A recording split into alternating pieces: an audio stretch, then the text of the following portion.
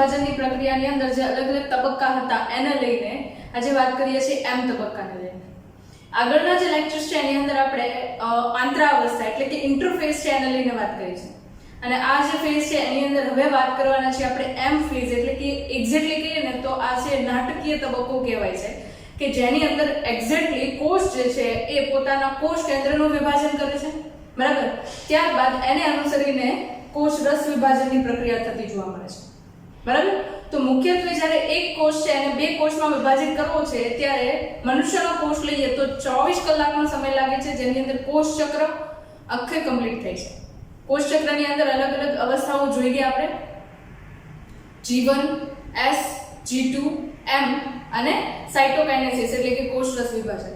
આટલા અલગ અલગ તબક્કાઓ છે ઓલરેડી આપણે જોઈ ચૂક્યા છે, રાઈટ. હવે એને લઈને જ્યારે આગળ વાત કરીએ છીએ ત્યારે એમાં હવે આજે આપણે વાત કરવાના છીએ એમ તબક્કા માટે એની અંદર કઈ કઈ પ્રક્રિયાઓ થાય છે, બરાબર. હવે એમ તબક્કો છે ને એ અલગ અલગ પ્રકારનો હોઈ શકે.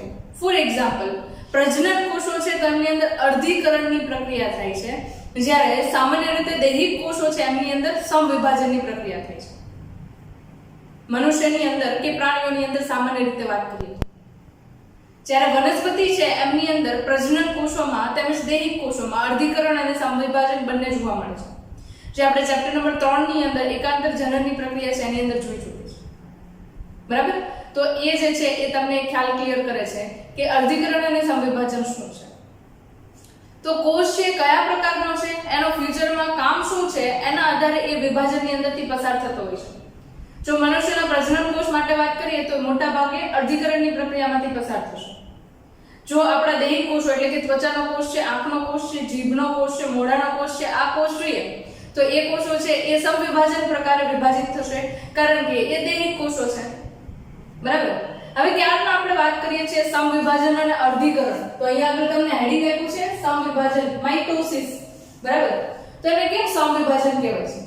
તો કે અહીંયા આગળ તમે જુઓ તો ધારો કે આ પિતૃકોષ છે, બરાબર, એટલે કે માતૃકોષ છે કે જેની અંદરથી બે કોષો છે ભવિષ્યની અંદર નિર્માણ પામવાના છે, બરાબર. તો આ પિતૃકોષ જે છે એની અંદરથી જે બાળ કોષો બને છે એ બંનેની અંદર રંગસૂત્રની સંખ્યા સમાન હોય. ફોર એક્ઝામ્પલ, મનુષ્યનો કોષ હોય તો એની અંદર 46 રંગસૂત્ર હોય, તો આની અંદર પણ 46 રંગસૂત્ર હશે અને આની અંદર પણ 46 રંગસૂત્રો હશે.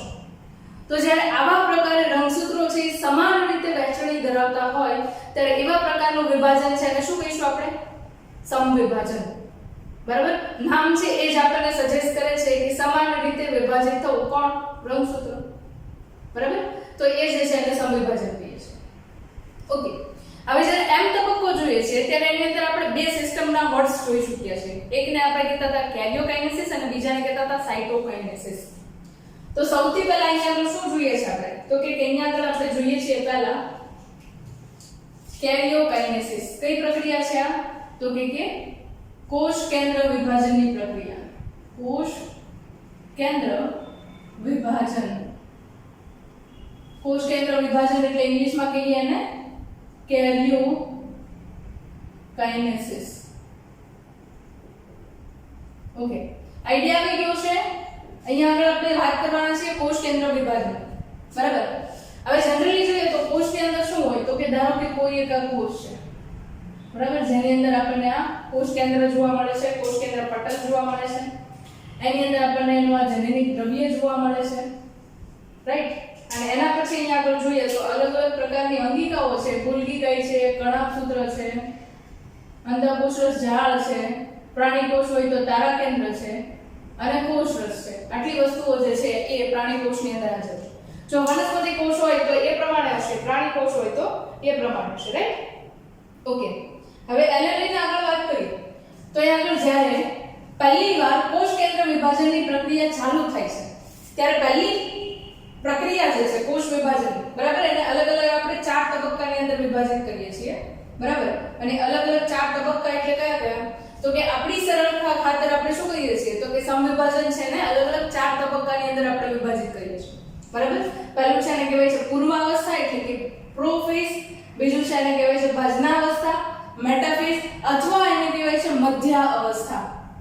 એના પછી ત્રીજું છે એને કહીએ છીએ આપણે ભાજનોત્તરાવ અવસ્થા અથવા એને કહેવાય છે પશ્ચાત અવસ્થા, બરાબર. અને ઇંગ્લિશમાં કહેવાય છે એને એનાફેઝ. ચોથી જે છે એને કહીએ છીએ ભજનાંતિમ અવસ્થા, અને એને અંત્ય અવસ્થા પણ કહેવાય છે. ઇંગ્લિશમાં એને કહીએ છીએ આપણે ટીલોફેઝ. બરાબર, ફરીથી એકવાર નામ યાદ કરી લઈએ, કારણ કે આ નામ જે છે કદાચ તમે પહેલી વાર સાંભળતા હોય એવું પણ બને. મારી સાથે રિપીટ કરવાની ટ્રાય કરજો, જેનાથી તમને લોકોને ઝડપથી યાદ રહી જાય. રાઈટ, પહેલું છે શું કહીશું આપણે? પૂર્વ અવસ્થા એટલે કે પ્રોફેઝ, ઇંગ્લિશમાં એને કહીશું પ્રોફેઝ. બીજું છે એને કહીશું ભાજના અવસ્થા એટલે કે મેટાફેઝ, અને અથવા તો એને કહેવાય છે મધ્ય અવસ્થા. ત્રીજું છે એને કહેવાય છે ભાજનોત્તરાવસ્થા, એનાફેઝ, અથવા તો એને કહેવાય છે પશ્ચાત અવસ્થા. ચોથું છે એને કહીએ છીએ ભાજનાંતિમ અવસ્થા, બરાબર, અંતિમ અવસ્થા, ટીલોફેઝ, એને અંત્ય અવસ્થા તરીકે પણ ઓળખવામાં આવે છે. બરાબર, તો આ અલગ અલગ તબક્કા છે જેની અંદર આપણે કોષ કેન્દ્ર વિભાજન છે, કેરિયોકાઇનેસિસ છે, અને સરળતાથી સમજવા માટે ડિવાઈડ કરીએ છીએ. બરાબર, બાકી કોષ છે એ સળંગ પ્રક્રિયામાંથી પસાર થાય છે. લગભગ 1 કલાક કરતા પણ ઓછા સમયની અંદર આ કોષ કેન્દ્રનું વિભાજનની પ્રક્રિયા છે, કોષ કેન્દ્રના વિભાજનની પ્રક્રિયા એ પૂરી થઈ જતી હોય છે. બરાબર, લાસ્ટ લેક્ચરની અંદર આપણે જોઈ ગયા કે 95% થી પણ વધારે સમયગાળો એ આંત્ર અવસ્થા દરમિયાન ઇન્ટરફેસ એટલે કે આંત્ર અવસ્થાની અંદર પસાર કરે છે. બાકીનો 1 કલાકથી પણ ઓછો સમયગાળો છે એમ તબક્કામાં અને સાયટોકાઇનેસિસની અંદર એ પસાર કરતા હોય છે. બરાબર, ઓકે, વાત કરીએ તો પૂર્વાવસ્થાની અંદર શું થાય છે? ભાજનાવસ્થાની અંદર ભાજનોત્તરાવસ્થા અને ભાજનાંતિમ અવસ્થા, આ બધી અલગ અલગ અવસ્થા છે. એની અંદર કયા કયા સ્ટેપ્સ જોવા મળે છે એ આપણે વાત કરીએ. સૌથી પહેલા જ્યારે પૂર્વાવસ્થાની શરૂઆત થાય છે ત્યારે કોષ જુઓ તમે તો સાઈઝની અંદર મોટો થઈ ગયો હશે. બરાબર, આ તમને એઝ અ રિપ્રેઝેન્ટેટિવ એક્ઝામ્પલ આપ્યું છે, નાનો દોરેલો છે, પણ એ સાઈઝની અંદર એક્ચ્યુઅલીમાં S તબક્કામાંથી G2 તબક્કામાંથી G1 તબક્કામાંથી પસાર થઈ જાય એટલે સાઈઝની અંદર ઘણો મોટો થઈ ગયો છે. રાઈટ, અને એ કોષની અંદર જ્યારે પૂર્વાવસ્થાની શરૂઆત થાય છે અને અંત સુધી જેમ જેમ આપણે પહોંચતા જઈએ એમ સૌથી પહેલા તો અહીંયા આગળ જે કોષ કેન્દ્ર પટલ છે એ વિઘટિત થવા માંડશે. બરાબર, આ કોષ કેન્દ્ર પટલ છે એ વિઘટિત થવા માંડશે. બીજી વસ્તુ અહીંયા શું થાય છે તો કે આ જે જનીનિક દ્રવ્ય હતું, દ્રવ્ય કેમ કહેતા હતા? કારણ કે એનો કોઈ નિશ્ચિત આકાર નથી. શું છે એક્ચ્યુઅલીમાં? તો કે એ છે ડીએનએ. બરાબર, ડીઓક્સીરિબોન્યુક્લિક એસિડ, અને ઉપરાંત એની અંદર ઘણા બધા આરએનએ પણ હોય, ઘણા બધા પ્રોટીન્સ પણ હોય, હિસ્ટોન અને non histone. Chapter number 8 nucleus કોષ કેન્દ્રને યાદ કરો એટલે તમને યાદ આવશે. રાઈટ, તો એની અંદર તમે જુઓ તો અહીંયા આગળ જનીનિક દ્રવ્ય જે છે ધીરે ધીરે કરતા પુનઃગઠિત થવા મળશે. શું કામ પુનઃગઠિત થાય છે? તો કે એમને રંગસૂત્રની અંદર રૂપાંતરિત થવાનું છે. હવે એક પ્રશ્ન થાય કે રંગસૂત્રની અંદર રૂપાંતરિત થવાની શું કામ જરૂર છે ડીએનએ? એની પાછળનું કારણ શું? સિમ્પલ એક એક્ઝામ્પલ આપું તમને કે અહીંયા આગળ જો કોષને દ્રવ્ય સ્વરૂપે કોઈ પણ વસ્તુ છે એને વિભાજિત કરવી છે અને સીધા 2 ભાગ પાડી દેવામાં આવે તો શક્યતા ઓછી છે કે 2 કોષોની અંદર સમાન રીતે વહેંચણી થાય.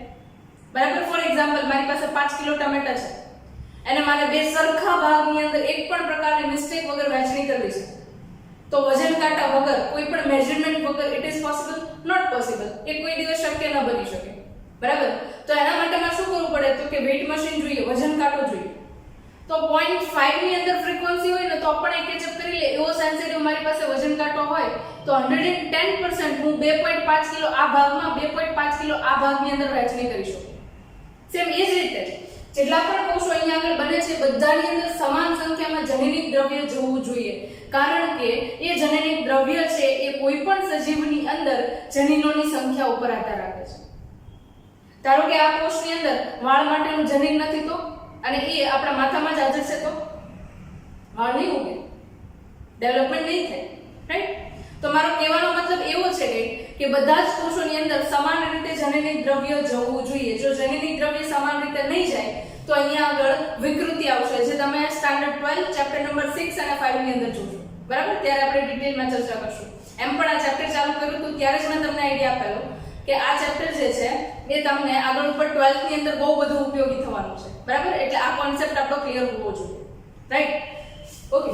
તો અહીંયા આગળ જનીનિક દ્રવ્ય છે એ 4C છે અને રંગસૂત્રો છે એ કેવા પ્રકારે બનશે? તો કે હવે જે આ દ્રવ્ય સ્વરૂપે હતા એના બદલે રંગસૂત્રો જે છે કે આવા સ્વરૂપની અંદર ગોઠવાઈ ચૂક્યા હશે.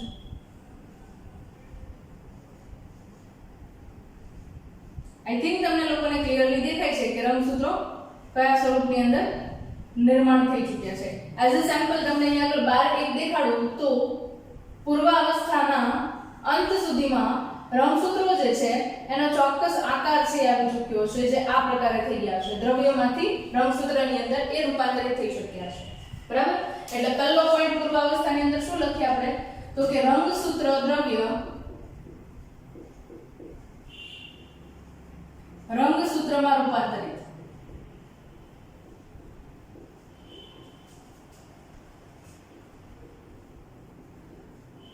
બરાબર? આ પહેલો પોઈન્ટ કહી શકીએ આપણે. બીજી વસ્તુ, કોનું વિઘટન શરૂ થઈ ગયું? તો કે કોષ કેન્દ્ર પટલ જે છે એ ધીરે ધીરે કરતા વિઘટિત થઈ ચૂક્યો છે. બરાબર? કોષ કેન્દ્ર પટલ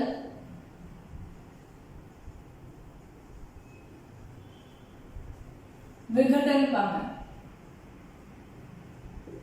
આના ઉપરાંત તમે જુઓ તો એની અંદર જેટલી પણ તમને અંગિકાઓ જોવા મળતી હતી કોષ રસની અંદર, એ બધી અંગિકાઓ છે, ગોલ્ગી કાય છે, અંતઃકોષ રસ જાળ છે, આ બધી અંગિકાઓ છે એ ધીરે ધીરે કરતા વિઘટિત થઈ ચૂકી છે. બરાબર?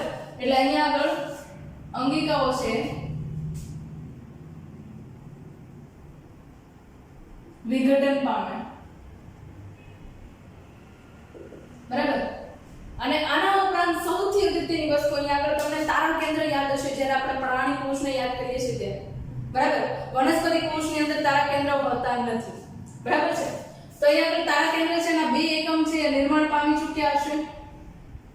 બરાબર? તો બંને જે છે એ વિરુદ્ધ દિશા તરફ ગતિ કરવા ચાલુ કરશે.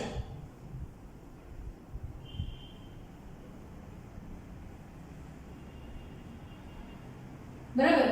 અહીંયા આગળ ધારો કે એની પોઝિશન છે તો આ છે આ તરફ ગતિ કરશે અને આ છે એ આ તરફ ગતિ કરશે. બરાબર? એટલે અહીંયા આગળ ચોથો સૌથી અગત્યનો પોઈન્ટ તો કે તારા કેન્દ્રો વિરુદ્ધ દિશા તરફ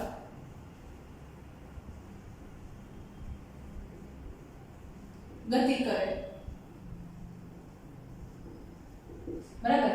જ્યારે પૂર્વાવસ્થાના અંતની અંદર જુઓ તમે, બરાબર, ત્યારે આ 3-4 પોઈન્ટ્સ જે છે એ તમારે એકદમ ક્લિયર હશે અને ત્યાં આગળ પૂર્વાવસ્થા છે એનો અંત આવી જશે.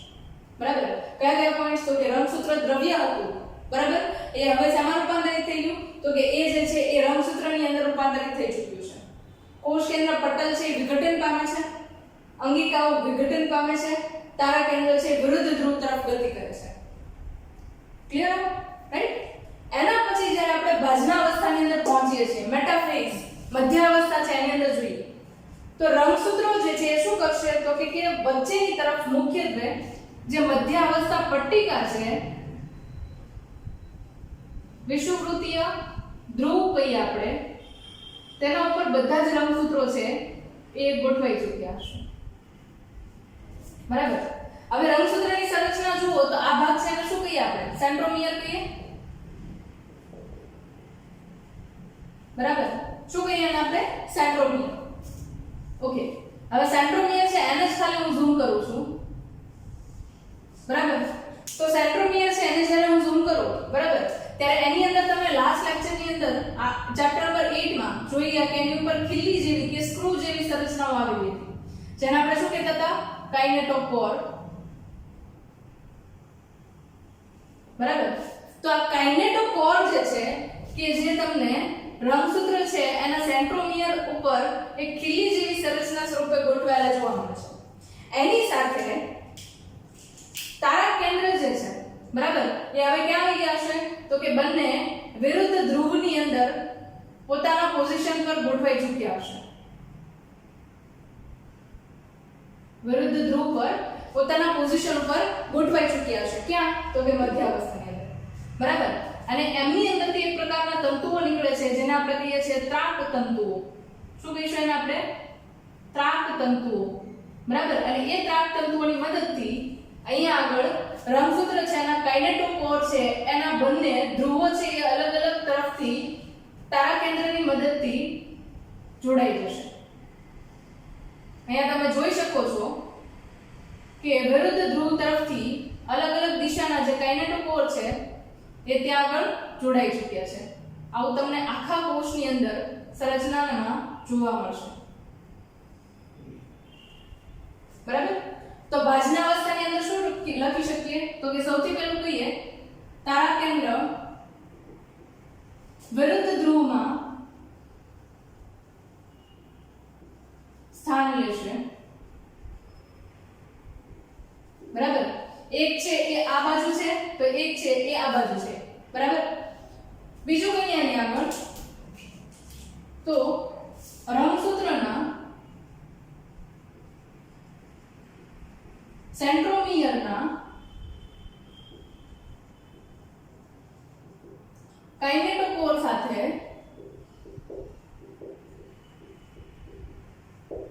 ખાસ એક સંરચના જેને કહેવાય મધ્યાવસ્થા પટ્ટિકા.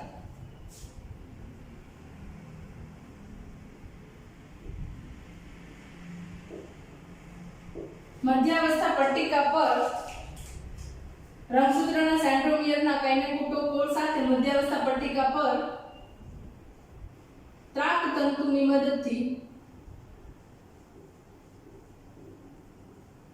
જોડાય છે. ઓકે, હવે જો એક્ઝેક્ટલી આ જે એરિયા છે ને એને શું કહીએ છીએ આપણે? તો કે એને કહીએ છીએ આપણે ત્રણ નામ અલગ અલગ આપી શકીએ. એક કહી શકીએ એને ભાજનતલ, અથવા એને કહેવાય મધ્યાવસ્થા પટ્ટિકા,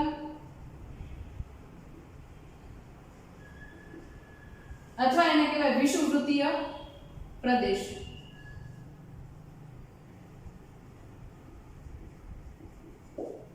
બરાબર.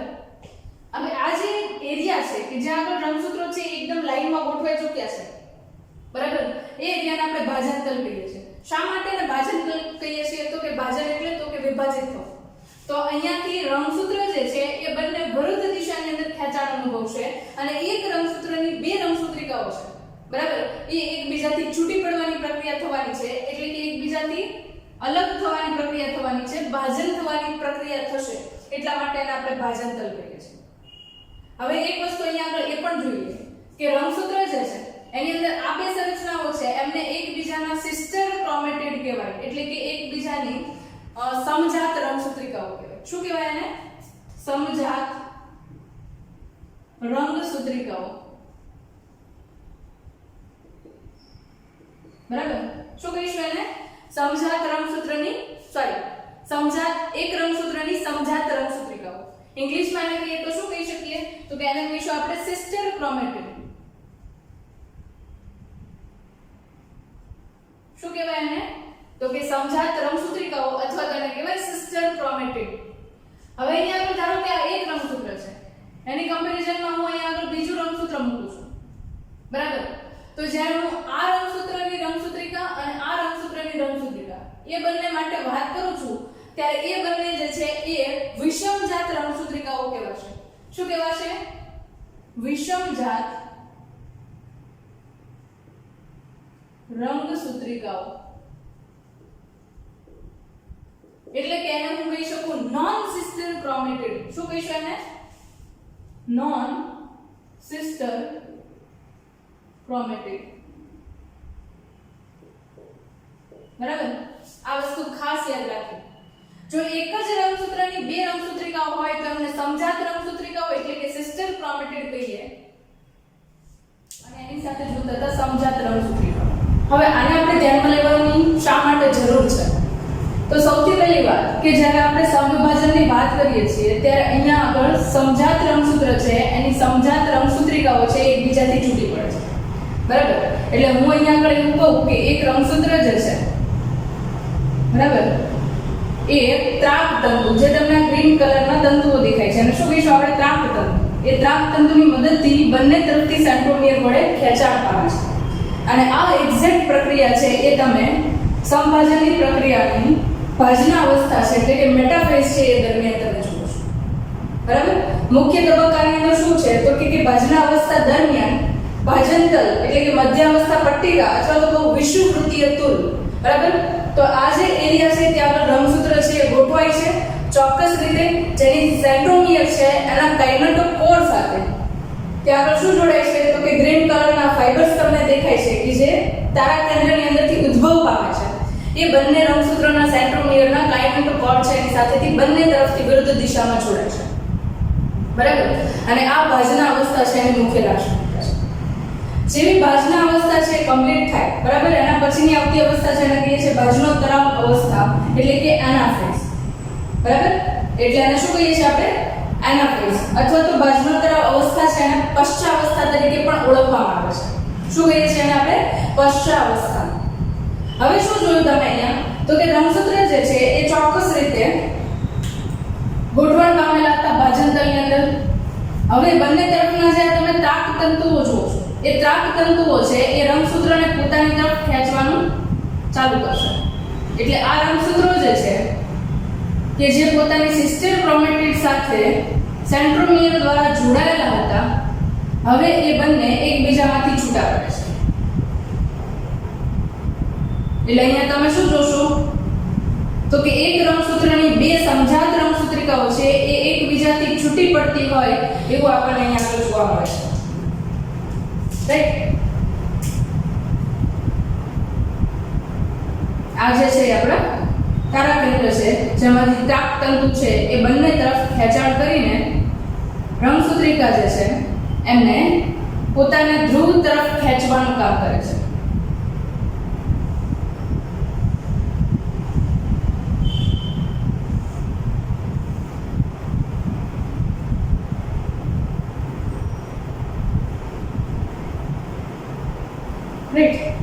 આ પ્રકારની પ્રક્રિયા છે એ તમને કયા અવસ્થામાં જોવા મળે છે? ભાજનોત્તરાવસ્થા એટલે કે પશ્ચાવસ્થાની અંદર તમને જોવા મળે છે. તો પોઈન્ટ જોઈએ શું થાય છે? તો કે સમજાત રંગસૂત્રની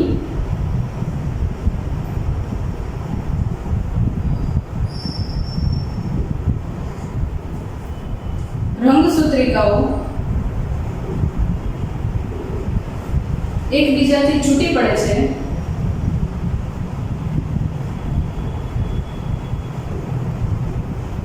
બરાબર, અને પોતાના ધ્રુવ તરફ સંકુચિત થાય છે.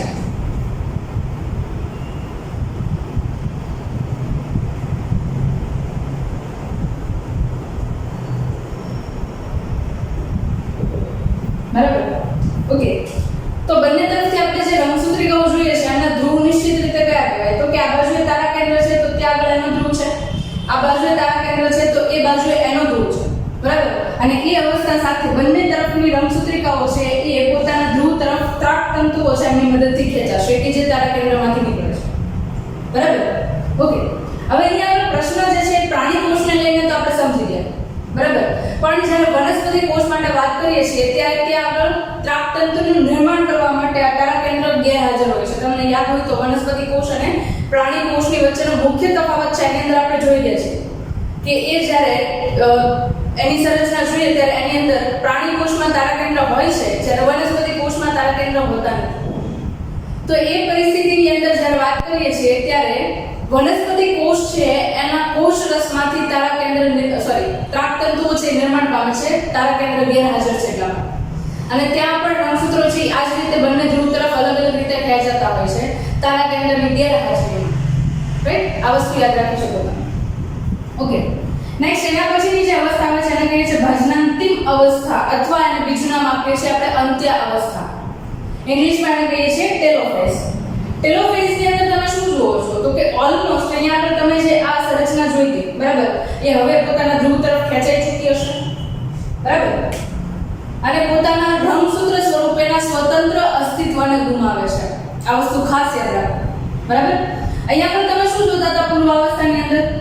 આ જે અવસ્થા છે પૂર્વાવસ્થા છે. પૂર્વાવસ્થાની અંદર શું જોતા હતા? તો કે જે રંગસૂત્ર દ્રવ્ય સ્વરૂપે હતું એ રંગસૂત્રની અંદર રૂપાંતરિત થતું. પણ ઓલમોસ્ટ જો તમારે યાદ જ રાખવું હોય તો તમે એવું કરી શકો કે પૂર્વાવસ્થાની અંદર જેટલી પણ અવસ્થા જોવા મળતી હતી આપણને એની વિરોધી બધી જ પ્રક્રિયાઓ છે ભાજનાંતિક અવસ્થાની અંદર જોવા મળશે. આ એક ખાસ યાદ રાખવા જેવો પોઈન્ટ. બરાબર, જે પૂર્વાવસ્થામાં થયું તેનાથી વિરોધી પ્રક્રિયાઓ છે બધી ક્યાં જોવા મળશે આપણને? તો કે ભાજનાંતિક અવસ્થા છે ત્યાં જોવા મળશે.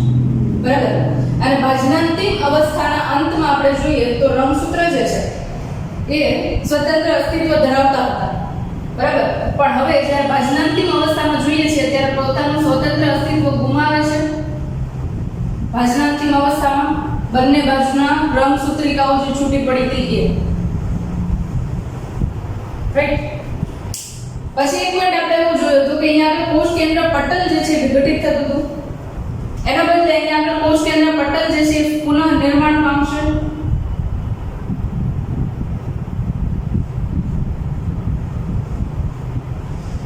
બરાબર, અલગ અલગ પ્રકારની અંગિકાઓ છે એ ધીરે ધીરે કરતા પોતાના પર પાછી ફરશે,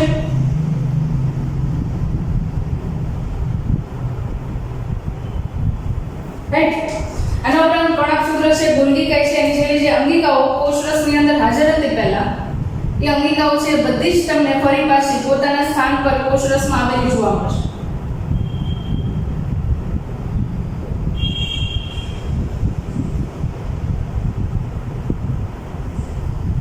બરાબર, તો પોઈન્ટ્સ ની અંદર જોઈએ સૌથી પહેલા શું તો કે રંગસૂત્ર પોતાનું સ્વતંત્ર અસ્તિત્વ ગુમાવે છે।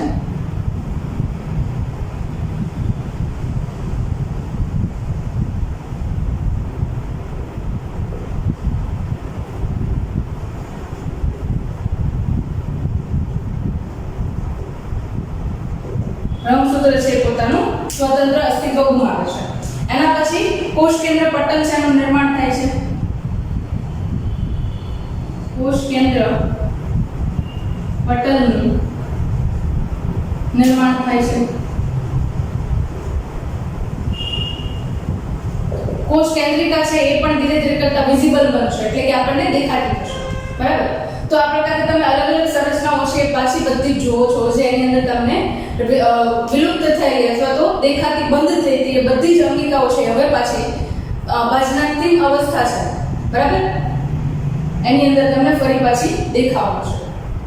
હવે એક વસ્તુ ક્લિયર કરો અહીંયા કે આ બધા તબક્કા જે છે એ આપણે આપણી સમજ માટે છૂટા પાડેલા છે, પણ કોષની અંદર કોઈ એવી તબક્કાવાઇઝ પ્રક્રિયા નથી થતી। બરાબર, એ આ તબક્કો થઈ ગયો, આ તબક્કો થઈ ગયો, આ તબક્કો, એના પછી આ રીતે પ્રક્રિયા છે ક્રમશઃ ચાલતી રહે છે। લગભગ 1 કલાકની અંદર આખી પ્રોસેસ પૂરી પણ થઈ ગઈ, રાઈટ। તો એ પ્રક્રિયા જે છે એમાં તમે જુઓ તો સૌથી પહેલા આપણે જોયું હતું કે એમ ફેઝ છે અને 2 તબક્કાની અંદર આપણે વહેંચણી કરેલી। પહેલું કયું હતું તો કે એને કહેતા હતા કોષ કેન્દ્ર વિભાજન, એટલે કે કેરિયોકાઇનેસિસ। બીજી પ્રક્રિયા કઈ તો કે હવે આપણે જોઈએ છે કોષ રસ વિભાજન, જેને કહીએ છીએ સાઇટોપ્લાઝમિક ડિવિઝન અથવા તો એને કહેવાય છે સાઇટોકાઇનેસિસ। બરાબર, સાઇટોસોલ કોષ રસ, બરાબર, સાઇટોપ્લાઝમ સોરી સાઇટોસોલ એટલે કોષ રસ આધારક, અને એની અંદર જે સાઇટોપ્લાઝમ છે એને કહીએ છીએ આપણે કોષ રસ। તો એ કોષ રસ જે છે ધીરે ધીરે કરતા વિભાજિત થવાની પ્રક્રિયા છે હવે ચાલુ થશે, કારણ કે આ જે પ્રક્રિયા છે ક્રમશઃ ચાલતી પ્રક્રિયા છે। જે રીતે આપણે કોષની અંદર કોષ ચક્ર જોયું હતું કે ક્રમશઃ થતું, રાઈટ, જેની અંદર સૌથી પહેલા G0 તબક્કામાંથી G1 માં જતો હતું, પછી S તબક્કામાં, એના પછી G2 તબક્કામાં, એના પછી અંતે પ્રવેશ છે M તબક્કામાં। M તબક્કાની અંદર કોષ કેન્દ્ર વિભાજનની પ્રક્રિયા થાય છે, અને એને તરત જ અનુસરીને શું થાય છે કોષ રસનું વિભાજન। તો અહીંયા આગળ કોષ રસ વિભાજનની પ્રક્રિયા છે તમને ભાજનાંતિમ અવસ્થાના અંતે ચાલુ થતી જોવા મળે છે। હવે એમાં સૌથી પહેલા પ્રાણી કોષ અને વનસ્પતિ કોષ છે બંનેની અંદર કોષ વિભાજનની પ્રક્રિયા છે તમને અલગ જોવા મળે છે। બંનેની અંદર અલગ અલગ પ્રક્રિયાના અંતે કોષ વિભાજન થતું જોવા મળે છે। તો એ પ્રક્રિયાના અંતે આપણે જોઈએ તો અહીંયા આગળ કોષ રસ વિભાજનની પ્રક્રિયા છે, બરાબર। એમાં સૌથી પહેલા પ્રાણી કોષના વિભાજન દરમિયાન અહીંયા આગળ ઉપસંકોચન ખાંચનું નિર્માણ થશે, અને શું કહીએ છીએ આપણે ઉપસંકોચન ખાંચ। ઉપસંકોચન ખાંચ, બરાબર। હવે એક વસ્તુ યાદ રાખવાની છે કે પ્રાણી કોષ અને વનસ્પતિ કોષ છે બંનેની અંદર કોષ રસ વિભાજન અલગ અલગ પ્રકારે થાય છે। જેમાં તમે જુઓ તો પ્રાણી કોષ છે એમાં પરિઘ વિસ્તારથી પ્રક્રિયા ચાલુ થાય છે અને કેન્દ્ર તરફ એ પ્રક્રિયા છે સતત આગળ વધતી જોવા મળે છે। એટલે અહીંયા આગળ તમે શું જોઈ શકો છો તો કે જ્યારે પ્રાણી કોષની અંદર કોષ વિભાજન થાય છે ત્યારે એ પરિઘથી કેન્દ્ર તરફ લંબાય છે। એટલે એક્ઝેક્ટલી તમે જુઓ તો ખાંચનું નિર્માણ ક્યાંથી થાય છે તો કે ખાંચનું નિર્માણ છે એ બહારની તરફ અંદરની તરફ ગતિ કરીને જતું જોવા મળે છે, રાઈટ, અને એ ધીરે ધીરે કરતા 2 કોષ છે એને છૂટા પડે છે। આ વસ્તુ યાદ રાખવી પડશે તમારે, બરાબર। એટલે પ્રાણી કોષ અને વનસ્પતિ કોષ છે બંનેની અંદર અલગ અલગ થાય છે કોષ વિભાજન, સોરી કોષ રસ વિભાજન। તો એમાં તમે જુઓ તો સૌથી પહેલા પ્રાણી કોષમાં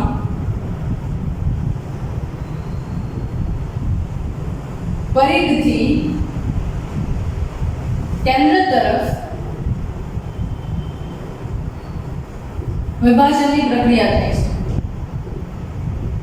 અને જ્યારે અંતે એ કેન્દ્રથી પરિઘ તરફ પ્રક્રિયા છે સતત અંદર ને અંદર ખાંચ છે એ વિસ્તરણ પામતી જશે એમ 2 કોષો જે છે એ સ્વતંત્ર અસ્તિત્વ ધરાવતા હોય એ રીતે છૂટા પડે છે, બરાબર છે। હવે કોષ રસનું વિભાજન થાય છે એનો મતલબ એવો થયો કે કોષની અંદર રહેલી જેટલી પણ અંગિકાઓ છે બરાબર. ફોર એક્ઝામ્પલ પ્રાણી કોષ છે તો એની અંદર કણાભસૂત્ર, ગોલ્ગી કાયક, અંતઃકોષરસ જાળ, આ બધી જ અંગિકાઓ છે એ સમાન રીતે વહેંચણી દર્શાવતી હશે કોષરસ વિભાજનના અંતે. રાઈટ. તો અહીંયા આગળ કોષરસ વિભાજન છે એ પરિઘથી ચાલુ કરીને ક્યાં તરફ જશે? કેન્દ્ર તરફ, અને બંને ખાંચ જે છે એ એકબીજા સાથે જોડાઈ જાય એટલે કોષરસ વિભાજનની પ્રક્રિયાના અંતે બે નવા જ કોષનું નિર્માણ થયેલું અહીંયા આગળ જોવા મળશે.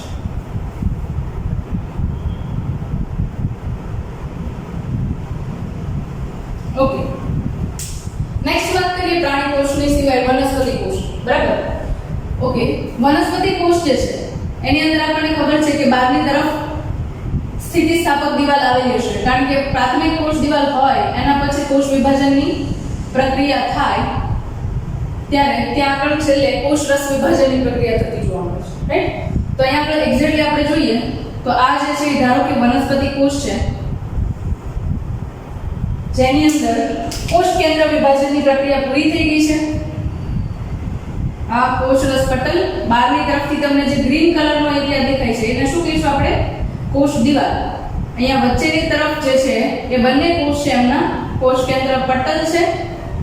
ત્યારબાદ એની અંદર તમને જોવા મળશે જનનિક દ્રવ્ય. રાઈટ. ઓકે. એના પછી તમે જુઓ તો કોષ જે છે એ પોતે સેન્ટરથી ખાંચનું નિર્માણ કરે છે અને એ કેન્દ્રથી પરિઘ તરફના વિસ્તારની અંદર કોષ વિભાજનની પ્રક્રિયા છે સતત લંબાતી રહે છે. રાઈટ. ત્યાં આગળ કેન્દ્રથી પરિઘ તરફ. તો વનસ્પતિ કોષની અંદર શું હતું? તો કે પરિઘથી કેન્દ્ર તરફ ખાંચનું ઉપસંકોચન ખાંચ છે એ સતત લંબાતી હતી. જ્યારે અહીંયા આગળ તમે શું જુઓ છો તો કે કોષ છે એ કેન્દ્રથી પરિઘ તરફ લંબાય છે. જેમ જેમ ખાંચ છે એ પરિઘથી કેન્દ્ર તરફ છૂટી પડતી જાય છે એમ એમ કોષ જે છે એ ધીરે ધીરે કરતા કોષ દિવાલને અનુસરીને સ્થિતિસ્થાપક કોષ દિવાલને અનુસરીને વિભાજનની પ્રક્રિયા છે કોષરસના પૂર્ણ કરે છે. બરાબર. તો એન્ડમાં તમે જુઓ તો કોષરસ વિભાજન છે વનસ્પતિ કોષની અંદર કેવી રીતે પૂર્ણ થયું? તો અહીંયા આગળ તમે જુઓ તો આ એક કોષ છે, સેકન્ડલી આ બીજો કોષ છે. રાઈટ. આ બંનેના કોષરસ પટલ, કોષ કેન્દ્ર પટલ, વચ્ચેની તરફ બંનેનું જનનિક દ્રવ્ય. અને તમે જો વનસ્પતિ કોષની સંરચના ચેપ્ટર નંબર 8 ની અંદર જોઈ ચૂક્યા છો એ થોડી યાદ હોય તો વનસ્પતિ બે વનસ્પતિના કોષ હોય ને એની વચ્ચેની તરફ એક સંરચના હોય જેને કહેવામાં આવે છે મધ્ય પટલ. શું કહીએ છીએ આપણે એને? મધ્ય પટલ. તો મધ્ય પટલની સંરચના છે એ કંઈક આ રીતે નિર્માણ પામતી જોવા મળે છે. બરાબર. જેમ જેમ અહીંયા કોષરસનું વિભાજન થતું ગયું વચ્ચેની તરફથી એમ એમ પરિઘ વિસ્તાર તરફ લંબાતું ગયું. રાઈટ. તો એના કારણે શું થશે તો કે બંનેની વચ્ચે એક પટલની સંરચના હશે તે સામાન્ય રીતે જોડાણ તરીકે ગણશો. રાઈટ. જે મધ્ય પટલ જે છે એનું નિર્માણ કરે છે બે કોષની વચ્ચેનો એક બેરિયર કે પટલમય સંરચના છે એવું કહી શકીએ. જે મોટાભાગે કેલ્શિયમ પેક્ટેટની બનેલી સંરચના હોય છે જેને આપણે મધ્ય પટલ તરીકે ઓળખીએ છીએ. તો અંતે અહીંયા પ્રક્રિયા જુઓ તો એની અંદર વનસ્પતિ કોષની અંદર રહેલા રંજક કણ એટલે રંગ ધરાવતા કણ. બરાબર. જે ઓલરેડી આપણે જોઈ ગયા છે જેના અલગ અલગ પ્રકાર હતા એ પણ આપણે જોઈ ચૂક્યા છે. હરિત કણ છે.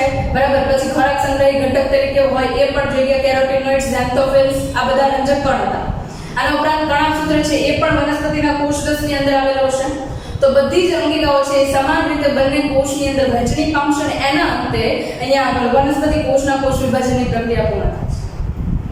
હવે આના ઉપરાંત કેટલાક કોષો જે છે અપવાદ સ્વરૂપે હોય છે કે જેની અંદર તમને કોષ વિભાજનની પ્રક્રિયા કોષરસ વિભાજનની પ્રક્રિયા જોવા મળતી નથી. બરાબર. તો કોષરસ વિભાજનની પ્રક્રિયા છે એ ઘણા બધા કોષની અંદર જોવા નહીં મળે. તેના કારણે શું થશે તો કે એક જ કોષની અંદર ઘણા બધા કોષ કેન્દ્ર છે એ ભેગા થઈ ગયા છે એવું તમને દેખાશે.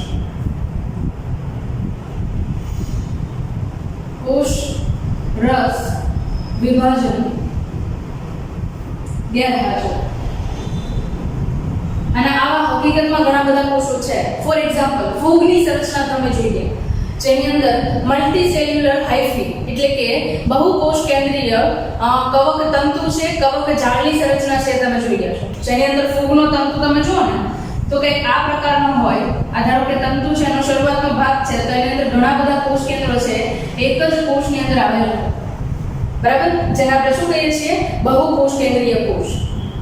અથવા તો તમે જુઓ તો આપણે કોકોનટ વોટર એટલે કે નાળિયેરનું પાણી જોઈએ છે, અને નાળિયેર પાણી જે છે એ સતત શું છે તો કે માત્ર ને માત્ર કોષ કેન્દ્ર જે છે એમનો જથ્થો છે. હવે નાળિયેર છે એની અંદર બે પાર્ટ પાડી શકીએ આપણે. એક તો બિન પરિપક્વ થયેલું હોય એવું નાળિયેર, જેને લીલું નાળિયેર કહીએ છીએ, અને બીજું છે પરિપક્વ નાળિયેર, જેની અંદર આપણે કહીએ છીએ શેષ એટલે કે વ્હાઇટ કલરનો પલ્પ છે નિર્માણ પામી ચૂક્યો હોય. બરાબર, સૂકું નાળિયેર જેને કહીએ છીએ, અથવા તો તમે ટોપરું કહો છો એ ચાલે. બરાબર, તો એની અંદર તમે શું જુઓ છો તો કે એમની અંદર જેટલો કોષ કેન્દ્રનો જથ્થો છૂટો વધારે પ્રમાણમાં આવશે એટલું નાળિયેરની અંદર પાણી વધારે હશે. એટલે જ્યારે આપણે નાળિયેરની ઉપરથી અમુક સમયગાળા બાદ પાણી પીવા માટે અથવા તો કોઈ ઉપયોગ માટે લઈએ છીએ ત્યારે એની અંદર વધારે પ્રમાણમાં કોષ કેન્દ્ર છૂટા એમને છે. જેમ જેમ એની ફરતે કોષ કેન્દ્રની ફરતે કોષ દિવાલનું નિર્માણ થતું જાય છે એમ એ વ્હાઇટ કલરની જે મલાઈ કહીએ છીએ આપણે, પલ્પ કહીએ છીએ, એની અંદર એ રૂપાંતરિત થતી જાય છે. એટલે એનો મતલબ સીધો એવો થયો કે જેમ જેમ અહીંયા આગળ કોષ રસ વિભાજનની પ્રક્રિયા વધતી જાય છે એમ નાળિયેર પાણી જે છે એનું પ્રમાણ ઘટતું જાય છે, અને મલાઈ કહીએ છીએ કે જે ટોપરું કહીએ છીએ એનું પ્રમાણ છે વધતું જાય છે. બરાબર, વધારે ડિટેલમાં ચર્ચા પછી આપણે ચેપ્ટર નંબર 2 સ્ટાન્ડર્ડ 12 ની અંદર ડિસ્કસ કરશું ત્યારે તમને વધારે આઈડિયા આવશે કે પ્રક્રિયા કેવી રીતે થાય છે.